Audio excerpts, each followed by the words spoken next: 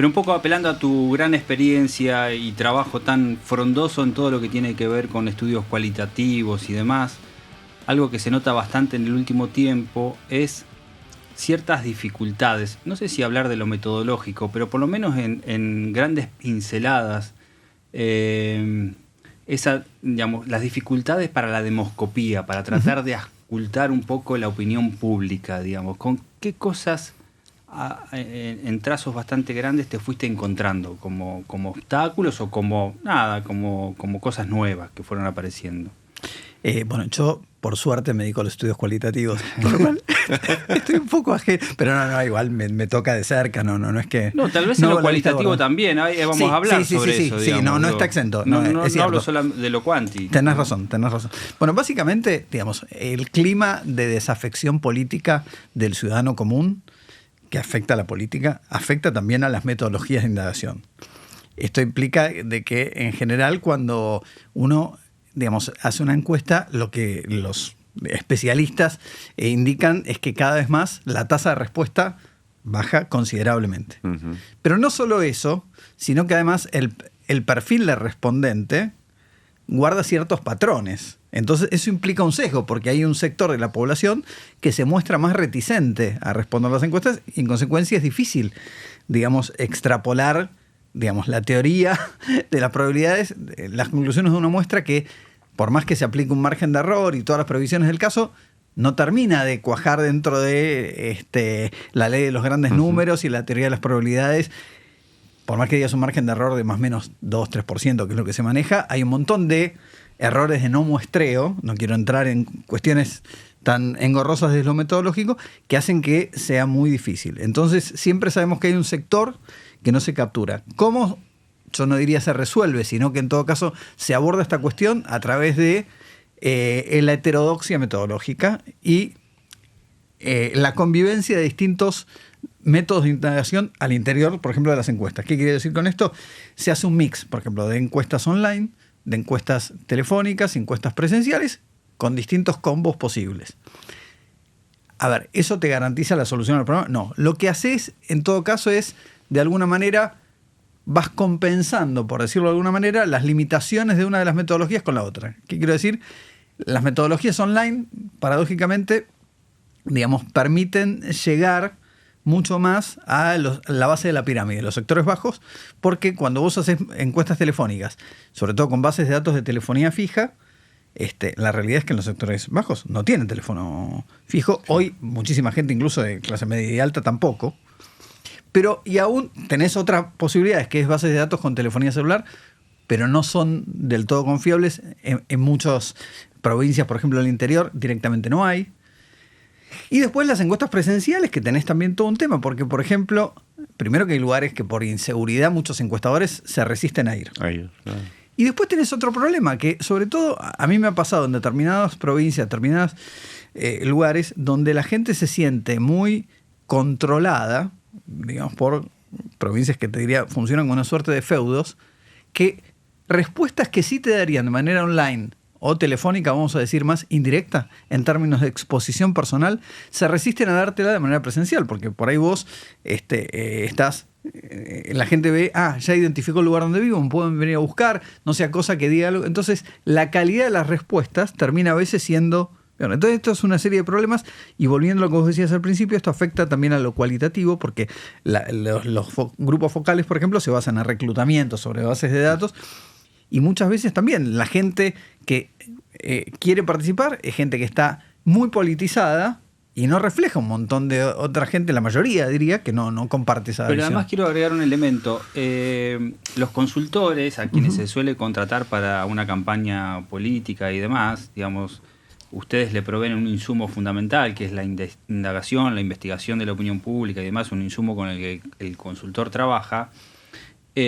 Tratan ahora, porque bueno, se habla tanto de que el voto es más emocional, digamos, de captar las emociones de un determinado momento de época, de una determinada situación. Entonces empiezan a buscar otras formas, digamos, cómo captar esa emocionalidad, digamos, las tendencias emocionales de determinado lugar, de determinado momento, digamos. Y ahí me parece que hay un cambio de herramientas o hay que buscar por otro lado. imagino cómo se expresan en redes sociales, inteligencia artificial, cómo se va captando cierta, digamos, tonalidad que tiene cada uno al expresarse, al emitir algún sentimiento, ¿no? Y eso en los focus también, digamos, yo me acuerdo, vos siempre te escuché decir que para medir hay que esperar que baje la espuma de algún acontecimiento disruptivo de algo, digamos, o de algo que pasó, entonces esperar que baje para tener... Y hoy vivimos en la espuma permanente. Es cierto. Entonces, ¿cómo indagar ahí, digamos?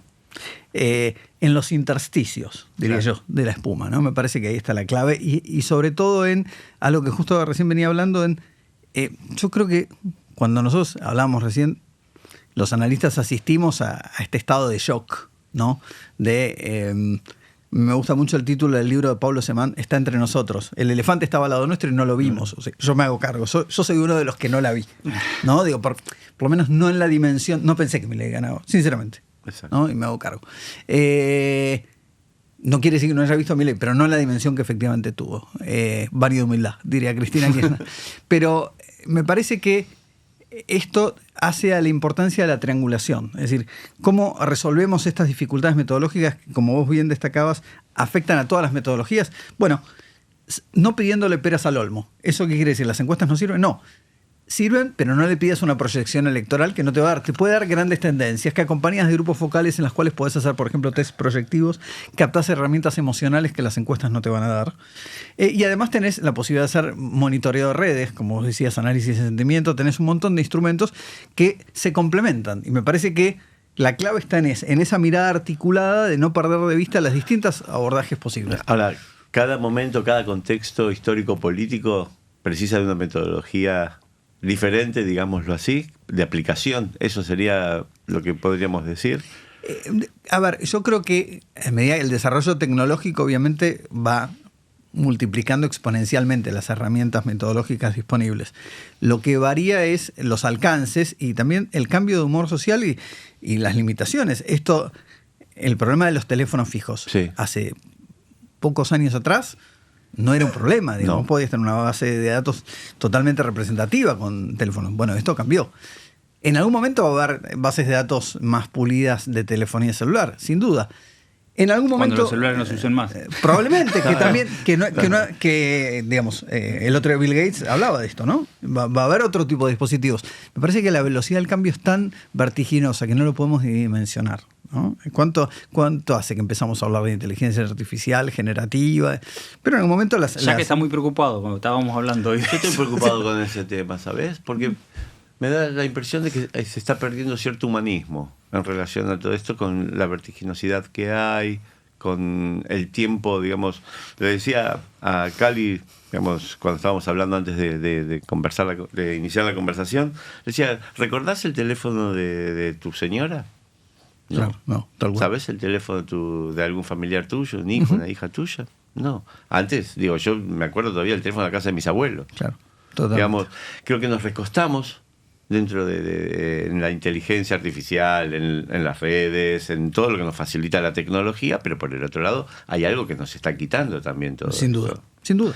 Y digo, y es medio como irreversible también, ¿no? Digamos, porque no podés resistirte demasiado, salvo que tengas siempre un pensamiento demasiado crítico, una atención crítica permanente para poder, digamos, resistirte, cosa que es muy dificultoso, me parece, ¿no? Me hiciste acordar, me voy un poco a una digresión filosófica. El otro día me llegó un mensaje muy lindo y decía, la vida es el 10% lo que te pasa y el otro 90% lo que haces con eso. Claro. ¿No? Entonces, ese 10% no lo podemos manejar. Creo que hay que trabajar sobre el 90%. ¿No? Me parece que esto llegó para quedarse. Es cierto, vamos a mirar la mitad del vaso lleno. Mi mamá siempre decía que yo era optimista por naturaleza. ¿Qué sé yo? Trato de... Si no, viste, es muy difícil. Nunca se discutió tanto, con tanta fuerza, la posibilidad de un ingreso básico universal. ¿No? Sí, sí. Por ejemplo. Porque el trabajo, ya lo estamos viendo, y esto no solo la crisis argentina, estamos hablando de un país que tiene más del 50% de su población en situación de pobreza, como en este contexto. De hecho, ya hay experiencias y varios ensayos al respecto. Bueno, esto puede ser, Marx diría, el camino de la libertad. Sí. ¿No? En un punto. No lo sé, ya comparto la preocupación. Sabemos, no estoy diciendo, no estoy apelando a un consuelo. Pero digo, quizá haya que pensar otras aristas posibles. Sí, seguramente. No, quería volver al tema de esos sesgos se habla de confirmación, de posverdad y demás, digamos, y eso lo ves cada vez más expuesto, digamos, más invasivo, más difícil de penetrar en esos intersticios, ¿no? Totalmente. Lo que vos haces, por ejemplo, en un grupo, cuando te viene gente, vos haces filtros, ¿no? Por ejemplo, pero lo cual no quiere decir que te garantizan que esos filtros se cumplan. Ejemplo, vos en un grupo focal, a priori, evitas incorporar gente que sea militante política, ¿no? Y de repente te encontrás con una persona y dice, sí, porque yo cuando militaba, y la persona te mintió, no, te dice ahora no milito, pero por ahí dejó de militar hace 6 meses. A ver, ¿es militante o no es militante? Las dos cosas. Digo, está seteado como un militante todavía en la cabeza y digamos, en la conversación impacta como un militante con toda la impronta que tiene su discurso y la contaminación al resto. No lo digo peyorativamente, sino por una cuestión de dinámica. Ahora bien, ¿eso es malo? Y bueno, en buena medida también refleja la realidad de, yo siempre digo, las mesas del domingo, los ravioles, el asado con tu familia o tus amigos, también se generan estas dinámicas, donde hay alguien que está más informado, donde hay alguien que, digamos, ejerce influencia sobre los otros, sino, justo hace un rato hablaba, miremos el rol que han tenido los jóvenes, no solo permeados por las redes sociales, sino en su condición de influencers respecto a sus padres, abuelos en el voto a Milei. Y esto se vio claramente, ¿no? Hay posibilidad, vos trabajás mucho en Argentina, en distintos lugares de la Argentina, distintas provincias y demás, y supongo que habrá muchas diferencias lo que puede suceder en las provincias y lo que se ve desde capital. Pero también hay rasgos comunes a nivel global, digamos. Eso, lo que pasó acá con Milei y las explicaciones que podemos buscar en torno a eso, cuestiones similares pasan en otros lados. Entonces podemos hablar de un clima de época de no sé, contra la política, contra determinadas cosas. Lo que pasó en la Argentina con Milei provocó una grave crisis y desconcierto, diría, en toda la clase política. Uh-huh. Si esto es así, deberían buscar más tu servicio para decir qué está pasando, para tratar de entender, ¿no? ¿Hay algo de eso o no? A ver, me parece que siempre está bueno saber qué está pasando. Ahora, es cierto también, yo justo hace un rato decía, no hubo gobierno que tuviera desarrollado los dispositivos de investigación de opinión pública de una manera tan aceitada y profesional como Macri. Y sin embargo, otra vez, Elefante estaba al lado y no la vieron, ¿no? De nuevo, ¿cuántos certificados de función le hicieron al kirchnerismo y qué pasó después, digamos, ¿no? Entonces, tampoco, esto no lo digo para devaluar la profesión, tampoco un buen diagnóstico te garantiza una buena acción. No, claro. Entonces, el diagnóstico, eso no implica que no sea necesario, pero también la pregunta es qué haces con eso, ¿no? Porque, a ver, no hace falta hoy hacer una encuesta ni hacer grupos focales para saber qué le pasa a la gente en cuanto a su desafección con la política. Está archi conocido. Vos bien sabés que yo muchas veces siempre me pongo en rol de cirujano y siempre digo, si vas a hacer un estudio, a ver qué tipo de utilidad le vas a dar. Porque según lo que sea, por ahí está. Es mejor decir, no te conviene hacerlo en términos de costo-beneficio, porque esto es como el cirujano que te dice no hace falta que vayas al quirófano. Cuando me mandes sé que o no queda otra o es la mejor opción, ¿no? Digo, nobleza obliga. Entonces, me parece que la clase política claramente está muy impactada, muy choqueada, pero bueno, digamos, hay que hacerse cargo. La clase política, justamente en sus fracasos sistemáticos, fue la que lo trajo a Milei al gobierno, ¿no? Pero ¿no es una cuestión también de la democracia esto? ¿No pone en jaque el tema de la democracia? ¿No lo ves como, digamos, que la democracia, digamos, dejó todavía ciertas deudas, digamos que pendientes, inconclusas, sin entrar muy en detalle, pero digamos una población que dice, bueno, supuestamente se comía, se educaba. Estaba pensando eso, tal cual. Y eso me falta, y el trabajo no lo tengo, y caí, digo, y estoy respetando normas, reglas constitucionales, ¿a cambio de qué? Uh-huh. No sé si se percibe eso cuando haces estas investigaciones. Absolutamente. A ver, si uno mira la calidad de la democracia en términos de la percepción de la opinión pública, sí, ha bajado sustancialmente. Es eso que vos decís.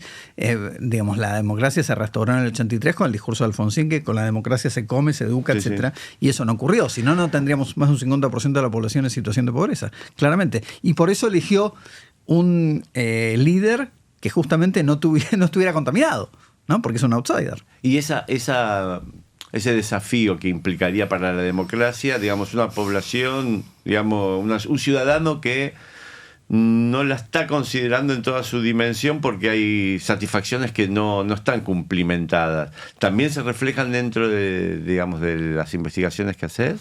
Sí, a ver, ¿sabes cómo se reflejan puntualmente? Mientras vos hablabas, me acordaba que creo que Milei lo leyó muy bien eso. Más allá que a quienes tenemos un alma más republicana nos haya chocado, que creo que coincidirán conmigo, sí. Verlo a Milei en su discurso de Asunción de espaldas al Congreso fue fuerte, ¿no? Digamos, para los cánones que nosotros manejamos, sí. Qué sé yo, fue un shock. Fuerte por decir algo, digamos. Por eso, estoy siendo políticamente correcto, muy ¿no? correcto. Claro, bien. Y algo más también. Ahora, cuando vos analizás los grupos focales, en el discurso de la gente, cada vez que analizás cuál es la percepción del cierre de una dependencia pública. Ejemplo INADI. Dale. Ministerio de la Mujer. Dale. La sensación de la gente es alivio. ¿Qué te quiero decir con esto? Yo no lo indagué en estos términos, pero la percepción es que si avanzabas un poquito más y tirabas de la cuerda, si me decís, che, y si cerramos las 2 cámaras del Congreso, ¿dónde hay que firmar? ¿Por qué? Porque en términos de percepción, lo que representa es, voy a tener un alivio de bolsillo en términos del pago de impuestos. Sí. ¿No? Esta es la fantasía que está detrás, y sobre todo de un Estado que no funciona. Ahí me quiero detener un poquito. ¿Voy a tener un alivio del bolsillo o es que algunos no sigan viviendo del Estado o lo que sea mientras yo la estoy pasando mal? Son las dos caras de una moneda. Y eso que viene operando desde hace tiempo, y por eso hemos dicho con distintos entrevistados que hemos tenido y venimos conversando, el voto con resentimiento. Y ahí es donde hablo otra vez del clima de época a nivel global. Se vota con resentimiento, con cólera, con bronca, con insatisfacción, con incertidumbre. Entonces, no me lo va a solucionar a mí el problema que se cierre el INADI o que echen empleados públicos o que se privaticen las empresas, pero que el otro no se la lleve de arriba si yo la estoy pasando mal. Pero además es tal cual lo que vos decís, porque esos son los responsables de que yo la esté pasando mal desde la lógica de buena parte de la ciudadanía. Seguro. Después, el tiempo, hay que ver cómo acomoda las cosas y decir, bueno, toda esa narrativa que vos decías, si la gente está en contra del Congreso, el presidente puede dar la espalda al Congreso, si tal cosa puede cerrar los organismos. También lo macharían contra los resultados. Bueno, ¿qué resultado me dio el Ministerio de la Mujer? ¿Dio algún resultado? ¿No dio un resultado? Exacto. ¿O qué resultado? La inmediatez que le demandan al Congreso para que me resolucione cosas. Bueno, pero esa narrativa, si entiendo, sobre la cual se sostiene el gobierno, eso no es permanente, digamos, porque después empieza el contraste con lo que va sucediendo, ¿no? Bueno, y de hecho ya tenés un contraste que es, digamos, así como Milei fue honesto porque dijo que iba a doler, dijo que iba a ser difícil y que iba a ajustar, también dijo algo que no se está cumpliendo en términos de la percepción de sus propios votantes, que es, pero el ajuste le iba a pagar la casta. Y resulta que lo estoy pagando yo. ¿No? Digamos. Y esto es muy interesante porque toca una fibra muy sensible.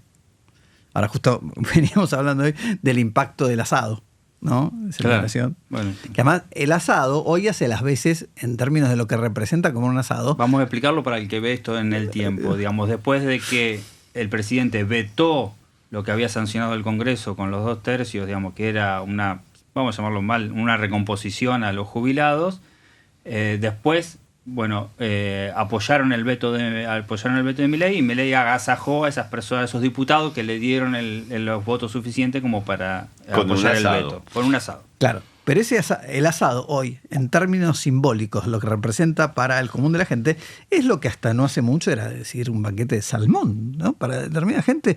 Yo me acuerdo de haber hecho grupos en enero, te estoy diciendo, principio de año, y donde ya gente que había votado a Milei. Sí, aparte de la argumentación de me lo pagué yo, no, digamos, la argumentación no tiene espacio en este pero tiempo, ¿no? Ok, fue a la romana y lo pagó cada uno y tenían que llevar 20.000 pesos de su bolsillo que lo pagaron con tarjeta de débito. También estás exponiendo algo que es muy chocante para la gente. Bueno, vos tenés la plata para hacerlo. Yo ni me lo puedo plantear como posibilidad. Digo, vos podés trabajar hoy y estar por debajo de la línea de pobreza. O sea, ya el empleo ni siquiera es condición de inclusión, ¿no? Hay una sensación de exclusión muy fuerte y estas cosas la exacerban. Estás trabajando, estás bajo la línea de pobreza, ya, digamos, dejaste de tener la prepaga, dejaste de mandar al pibe al colegio privado, o sea, la privación es plena, Está y por el bien. otro lado estás viendo a alguien que está pagando con un débito 20.000 pesos para poder Es participar fuerte. del asado. Ujú, tal cual, es fuerte. El asado solidario. Ese retroceso o esas alertas que estás viendo en el propio votante, digamos, el propio que se sacó la bronca de votar, digamos, quiso sacar de encima determinadas cosas y ahora, bueno, se encuentra con su propia, con su realidad. Podría implicar también una mirada, digamos, cómo contrasta contra el pasado. Es decir, bueno, miro para atrás y veo, esto no me está gustando, pero miro para atrás y tengo lo que no me gustó y que por eso fui para otro lado, digamos. Pero ahí me parece, discúlpame, pero ahí Sí. el punto nodal para mí es el concepto de Estado. O sea, ahí me parece que el Estado, o sea, ¿qué lugar ocupa hoy el Estado en la percepción de estas personas? Digamos, supuestamente habían qué rol cumple un gobierno, qué derechos, digamos, se les asigna, hasta dónde querés que te cuide. Bueno, Sí. ya no nos olvidemos que estamos viviendo una experiencia sui generis que no por nada se ha dado a llamar el experimento Milei, ¿no? Porque no sabemos a dónde nos conduce, pero Milei se Bueno, presenta como el topo que viene del futuro, Exacto. no a mejorar el Estado, sino a destruirlo. Desde Digamos, adentro. Claro. Y la gente lo está convalidando, digamos, al menos hasta hoy, lo cual no quiere decir que la base de sustentación no tenga... La educación no se es un erosione. límite, ¿no? La En ese educación- punto. y los jubilados también. Y los jubilados también, ¿no? Sí, de hecho yo creo que el gran golpe que recibió el gobierno desde que asumió hasta ahora fue la marcha en defensa de la educación pública, con 1 millón de personas en donde las reivindicaciones trascendían con creces la mera defensa de la educación. Imagínate que se plieguen los abuelos a una próxima marcha, que es absolutamente factible que eso suceda. Ujú. O Y si donde, se juntara con los estudiantes universitarios. tal por cual. ejemplo. Y donde además, de nuevo, ahí también estás afectando buena parte de tus votantes. Digo, desde la lógica de la libertad avanza. Seguro. Es una demanda transversal. Seguro. Sí, yo me quería jugar también con el tiempo, hacia adelante y hacia atrás, porque sin duda uno de los apoyos que tiene Milei, el presidente Milei, es cuando el pasado está fresco y se votó en contra, de una forma de rechazo, de sacarse de encima ese pasado. Ese pasado va quedando más lejos, entonces el recuerdo, aunque muchos tratan de traerlo permanentemente para sostener al gobierno, el gobierno avanza y la gente se encuentra en su realidad, y el pasado va quedando más lejos. Entonces me parece que hay un juego de contrastes que debe influir en la opinión pública, ¿no?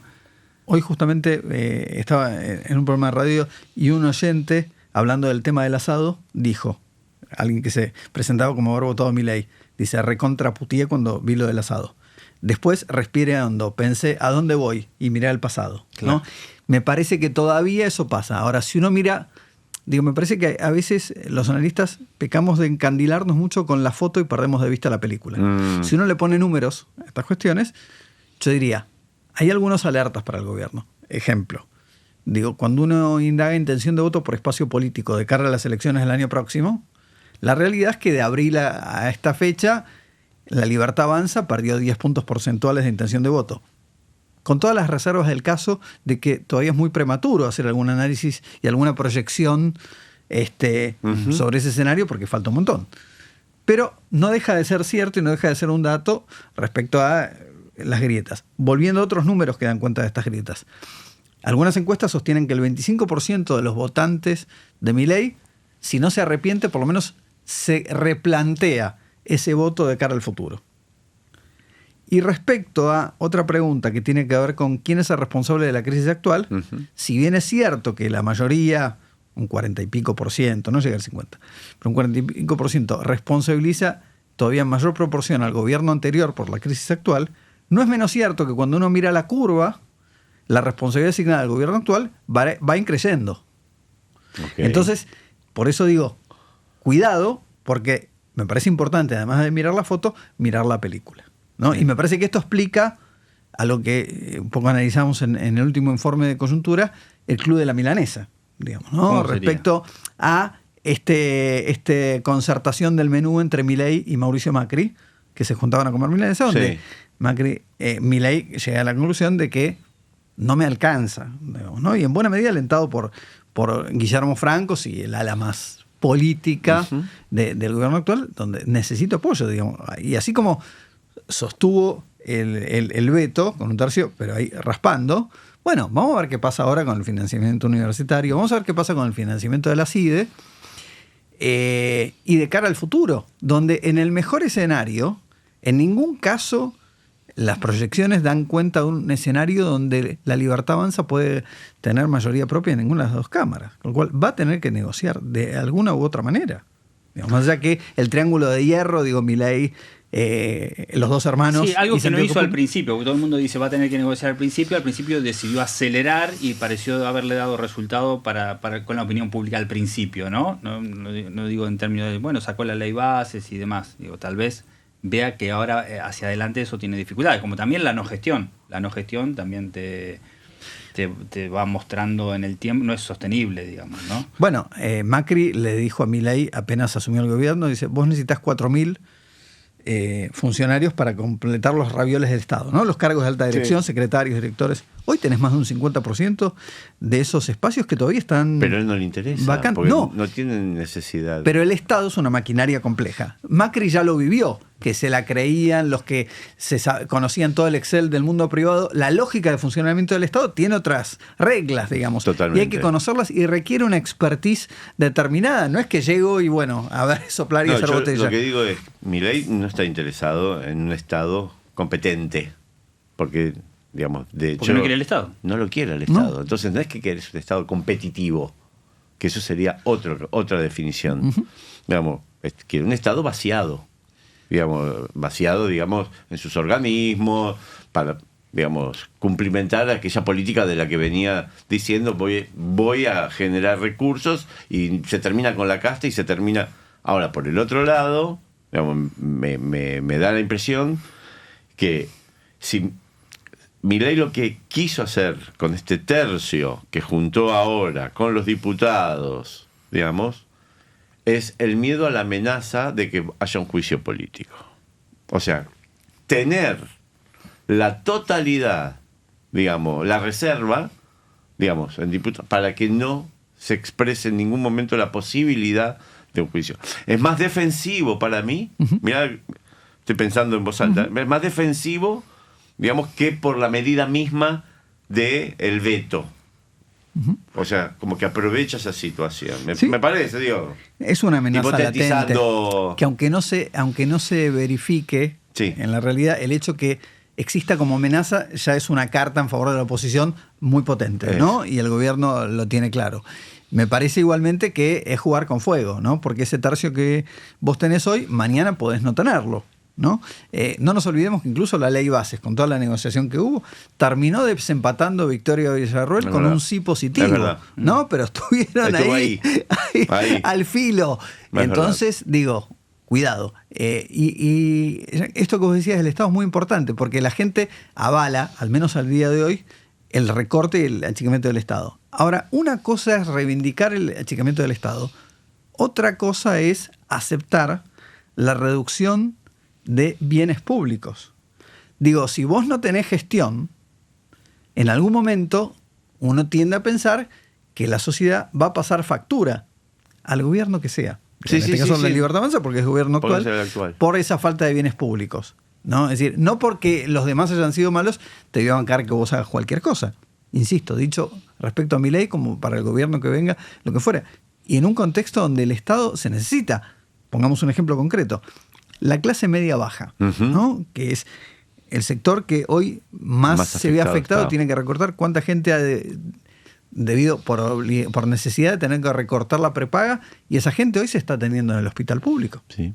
¿No? Con todo lo que, entonces, si no hay insumos, si no hay gasas, si te tardan 6 meses en darte un turno, uno tiende a pensar que eso en algún momento podría tener algún tipo de impacto electoral. Hoy mencionabas que hay un porcentaje X de votantes de Milei que por lo menos se está replanteando, ¿no? Que hay como un replanteo. Supongamos, imaginemos que ese porcentaje crece y que hay un gran desencanto en el gobierno de Milei. ¿Ves como posibilidad una vuelta de ciertas prácticas que se quiso sacar de encima en la opinión pública, la gente, digamos, que se quiso sacar de encima con el voto y que dijo nunca más esto?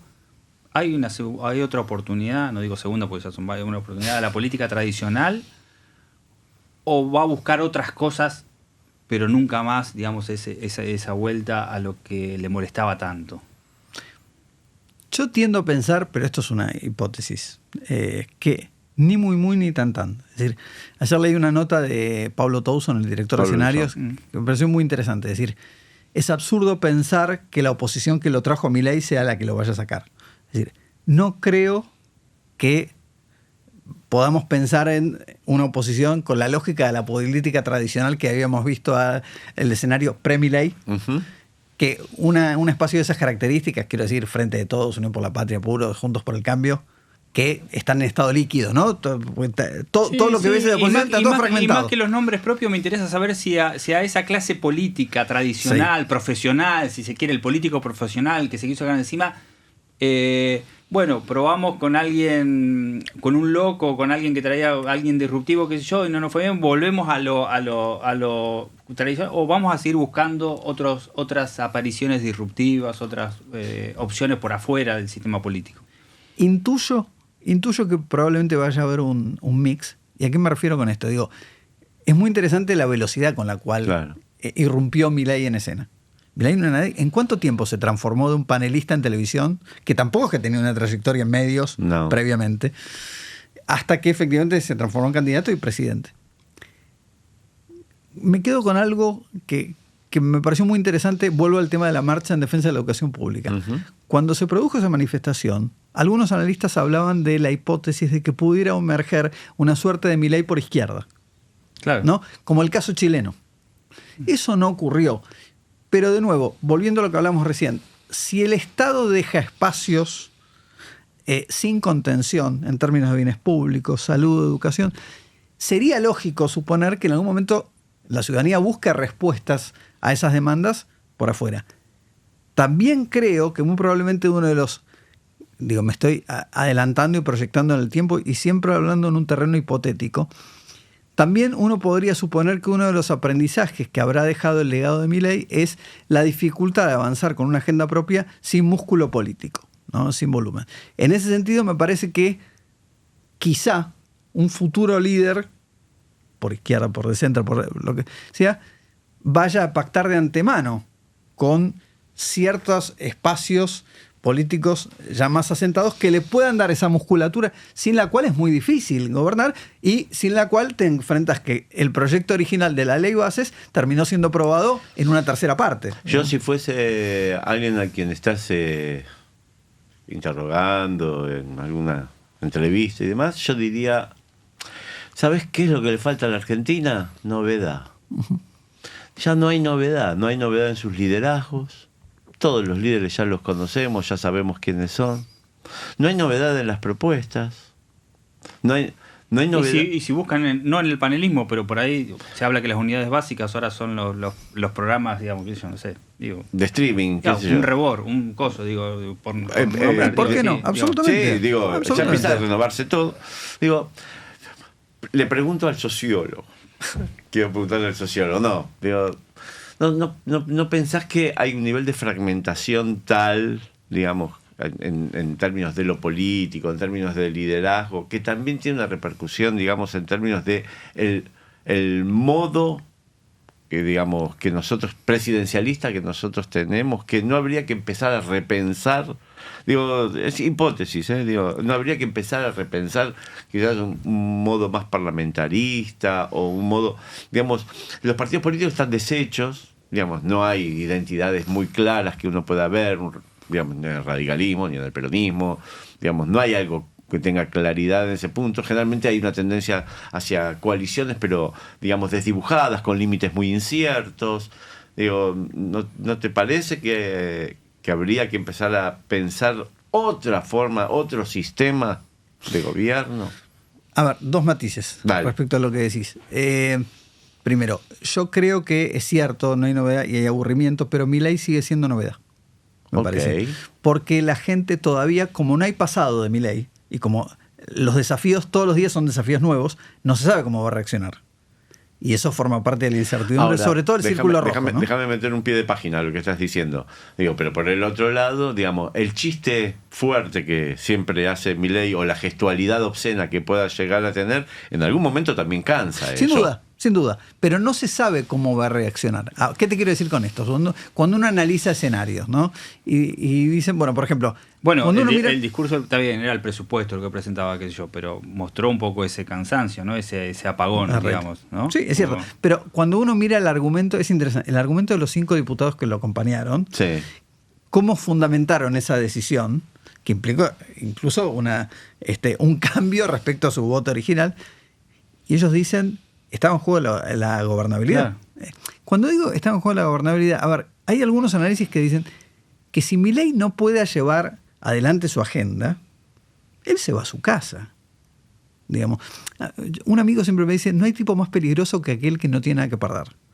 Quiero decir, en cierta medida, Milei juega todos a un pleno. ¿Viste? Es a todo o nada. Digo, yo creo que ya probó sangre y le gustó, como dicen en la política. Y ahora es muy difícil que quiera irse a su casa. Yo entiendo lo que decís, porque juega un pleno, porque viene del privado. Lo que te quiero decir, Jack, a ver, Luis Caputo dijo, cuando le preguntaron respecto a las presiones para devaluar, antes de devaluar me voy a mi casa. Él tiene una agenda y además él se siente amparado, y esto es muy particular y muy sensible, por las fuerzas del cielo. La fortaleza de él, hay un componente mesiánico muy fuerte en su discurso y yo creo que realmente él lo cree. Y respecto a lo que vos decías del presidencialismo, antes hablábamos de los duelos. Te voy a añadir otro más. Yo creo que más allá del triunfo de Milei, hay un duelo en términos, vuelvo al republicanismo, si se me permite, en cuanto al hecho de que creo que algo que creíamos como más desterrado en la Argentina es el hecho de una cultura política democrática más asentada. Y me parece que en realidad lo que puso en evidencia Milei, sacándolo a Milei mismo, es que hay un componente autoritario en la cultura política argentina que está todavía muy fuertemente asentado, ¿no? Y un decisionismo. Y me parece que, a ver, cuando Milei se pelea con la casta y el nido de ratas, con el que trata a los diputados y senadores en el Congreso, en realidad el argumento de él para justificar el pedido de acompañamiento es, ustedes tienen que obedecer al mandato de la opinión pública. Y él se jacta todo el tiempo de haber, como vos mencionabas hace un rato, haber eliminado las mediaciones, ¿no? Con una suerte de democracia directa que en buena medida se nutre del vínculo de él con los ciudadanos a través de las redes sociales. Total. Entonces, cuando uno mira esos signos, de vuelta, respecto a lo que planteabas, a mí me encantaría. Ahora, me cuesta pensar que estamos dando un paso más hacia el parlamentarismo. Perdón, y ojalá me equivoque, ¿eh? No, por ejemplo, Malamud, ¿qué estaría diciendo? Malamud estaría diciendo, como lo leí a partir de que me dijo Cali, que lea este reportaje de Malamud en Seúl. Miralo. No, estaría diciendo, en ese caso estaría diciendo, no, la democracia está bien, el problema nuestro es la economía.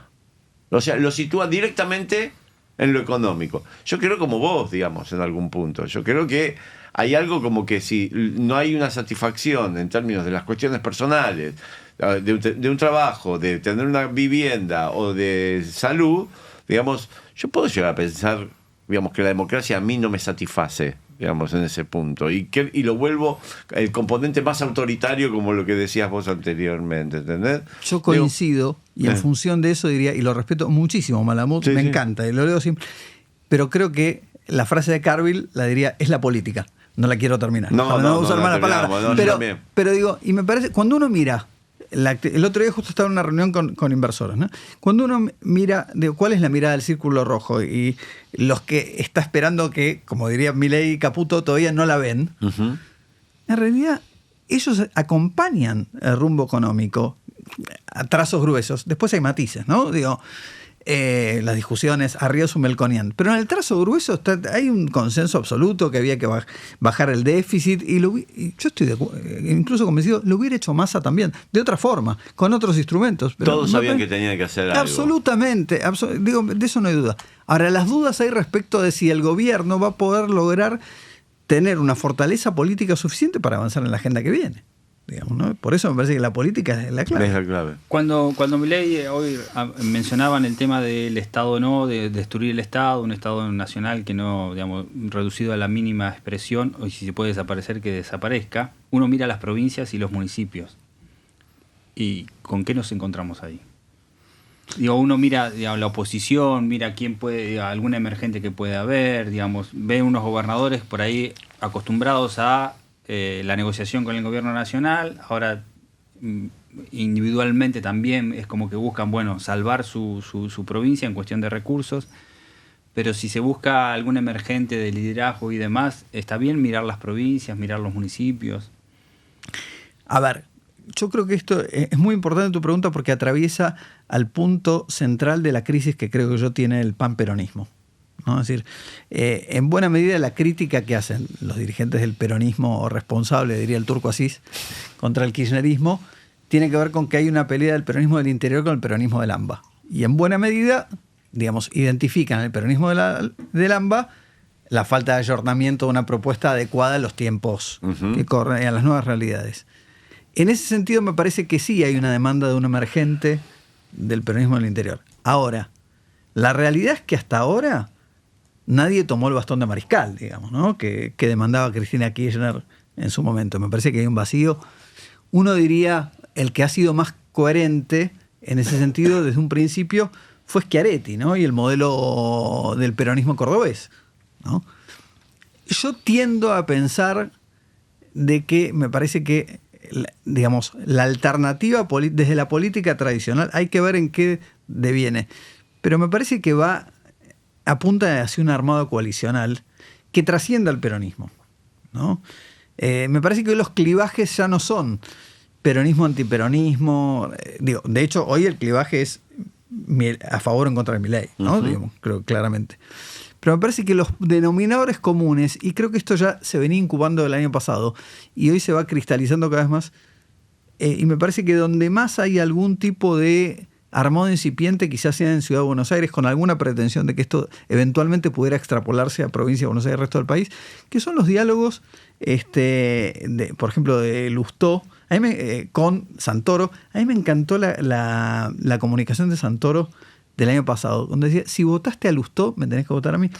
Digo, me hace que te gustara o no, pero era absolutamente consistente. Quiero decir, si uno analizaba la plataforma programática de uno y otro, eran 80% más denominadores comunes. Total. Quiero decir, había mucha más afinidad entre Lustó y Santoro que entre Lustó y Jorge Macri, ¿no? Y yo creo que hay mucha más afinidad entre Horacio Rodríguez Larreta y Pichetto, Schiaretti y, si me apuras, el propio Massa, que entre Horacio Rodríguez Larreta, Patricia Burri y Mauricio Macri, pero no desde ahora, no desde el 2023, desde hace mucho. ¿No estás nombrando a Cristina? No, porque creo que no. Ahí creo que no. Me parece que Cristina es otra película, digamos, ¿no? Y creo que incluso la ve el propio Kicillof, ¿no? Cuando dijo, necesitamos componer otra canción. Exactamente. ¿No? Habrá que ver esto en qué deviene. Pero me parece que hay algo... De hecho, ¿se acuerdan el año pasado? Hubo en algún momento algún diálogo incipiente en donde se planteaba una eventual ruptura de Horacio Rodríguez Larreta que pudiera articular con Schiaretti. Digo, es cierto, como dice Luis Tonelli, que estuvo hace poco, que a la ancha avenida del medio le plantaron un metrobús. Es verdad. Ahora, es cierto también que en términos de demanda, si bien desde la oferta no está articulado, no quiere decir que no exista. La intención también está cuando empiezan a conversar, digamos, las regiones, ¿no? O sea, cuando vos tenés la región esa de centro, que empieza esa conversación, digamos, Córdoba, está Entre Ríos, está Santa Fe. Sí. Buenos Aires tiene muchas ganas de poder ingresar en esa conversación. Y es el núcleo productivo lo que estás nombrando. Exactamente. Pero eso hablábamos también en algún momento con Carlos, porque el sur tiene su parlamento también, ¿no? Se juntan, debaten. El norte también. Perdón, y el sur tiene vaca muerta. Cada uno tiene sus propios recursos. No estaríamos caminando. Hoy estoy en las hipótesis. Yo te acompaño. Acompáñame de esta. No me dejes solo. No estaríamos caminando, digamos, hacia una confederación, digamos, al viejo estilo de la Confederación Argentina, donde, digamos, por supuesto hay una Constitución Nacional abarcativa, pero las provincias empiezan a juntarse y a trabajar de manera regional, porque tienen que salvarse, porque no tienen recursos, porque hay una descentralización, digamos, que afecta, digamos, el presupuesto que tienen. Y necesitan armar esos corredores también productivos, digamos, con tus propios recursos. ¿Ves algo por ahí? Digamos que...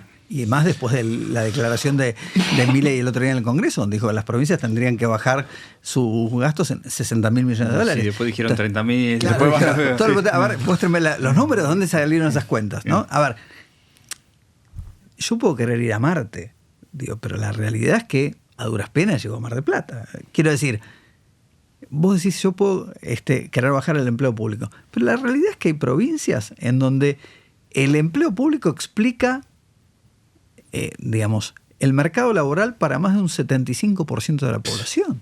Entonces, si vos decís, saco el Estado, ok, ahora, de la noche a la mañana vas a crear un parque industrial y Macri también creyó que iban a llegar la lluvia de inversiones y eso no ocurrió. No. Y menos con Cepo, que yo no sé cuál es la fecha que el gobierno finalmente lo va a levantar. Pero parecería que todavía falta. Pero esa ¿no? promesa es una promesa que tiene que cumplir, porque sin esa promesa, digamos, no van a ingresar capitales para Sin el duda. gobierno. Pero aunque levanten el cepo, ¿va a ser automático al día siguiente? Yo creería que no. No. Buena parte de los empresarios extranjeros te dicen, primero pónganla ustedes, para darme alguna garantía. Que de alguna los manera empresarios locales. él también lo dijo. Digamos, le pidió a los empresarios, el mismo Milei también le pidió a los empresarios que empiecen a poner plata. Claro, pero el movimiento de capitales no funciona así. Digo, no es que porque vos Lo le haces pedís. chachás en la cola, viste, van a venir Roca No. y la van a poner. Digamos. No. Así funciona de otra manera, digamos, ¿no? Entonces, bueno, ahí estamos, ¿no?